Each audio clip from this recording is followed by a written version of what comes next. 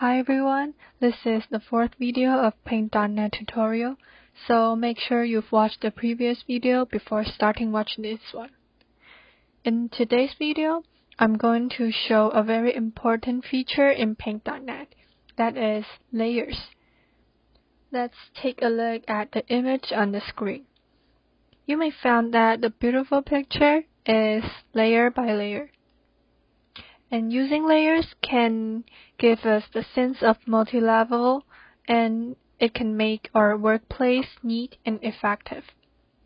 We can control or use the features of layers by selecting on the top here, or we can just click the small icons on the bottom of the layers window.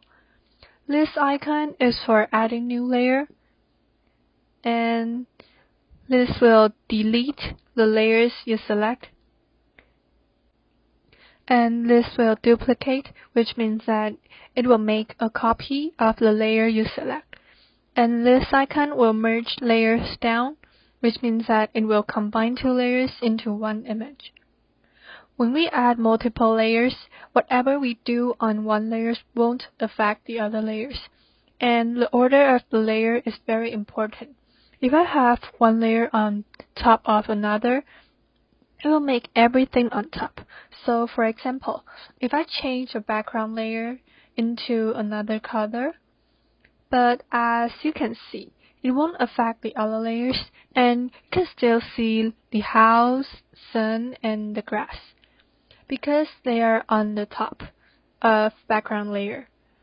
And if I go to layer 2 and move, it will only move the thing on that layer. So make sure that every time if you want to change or draw on one layer, make sure you have selected the right layer. When you double tap on a layer in the layer window, you can change the name of that layer. For example, I'm now on the grass layer, so I name this layer grass. This act may let us know directly which layer I'm on right now to ensure that we won't make mistakes. So at last, let's have a quick practice. I want to draw a smile on my sun, and now the sun is on the top layer, so if I want my face to show, I have to make sure that it's on the top of the sun. So the first step is to add a new layer, and then we use a paintbrush, which is a tool I will talk about later, and we draw a face. Very simple and easy.